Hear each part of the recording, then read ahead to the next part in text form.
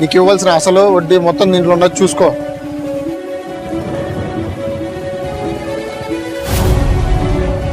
సరే మహేష్, ఉండాది డబ్బంతా సరిపోయింది.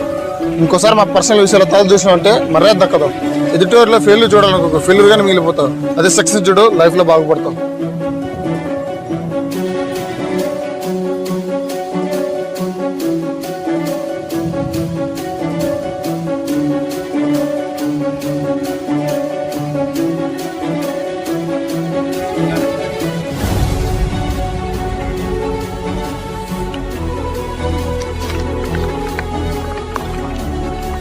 Congratulations mister Jagadeesan Bharath. మీరు తీసిన షార్ట్ ఫిలిం టాప్ 3లో సెలెక్ట్ అయ్యి పెద్ద మూవీలో నటించేందుకు మీకు మంచి అవకాశం వచ్చింది. మీరు నటించబోయే మూవీకి పవన్ దర్శకత్వం వహిస్తున్నాడు. అలాగే రేపు సాయంత్రం మీరు హైదరాబాద్కి బయలుదేరాలి.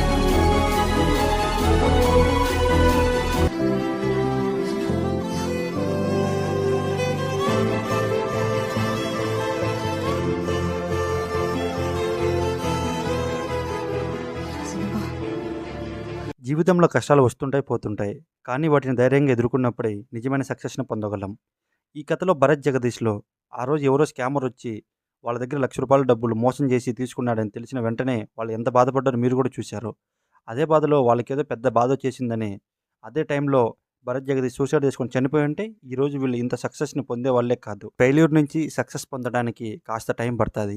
ఈ కాస్త టైంలోనే గుండెని రాయి చేసుకొని బ్రతికితేనే మీరు సక్సెస్ని చూడగలరు. లేకపోతే మీరు ఒక ఫెయిల్యూర్గానే చనిపోతారు. అందుకే ఈ కథలో భరత్ జగదీష్లో మొదటి నుంచి చివరి వరకు కష్టాలు పడుతూనే ఉన్నారు. కానీ వాళ్ళు చివరిలో సక్సెస్ను పొందారు. ఈ కాస్త టైంలోనే సమస్యలు చాలా ఎక్కువగా ఉంటాయి.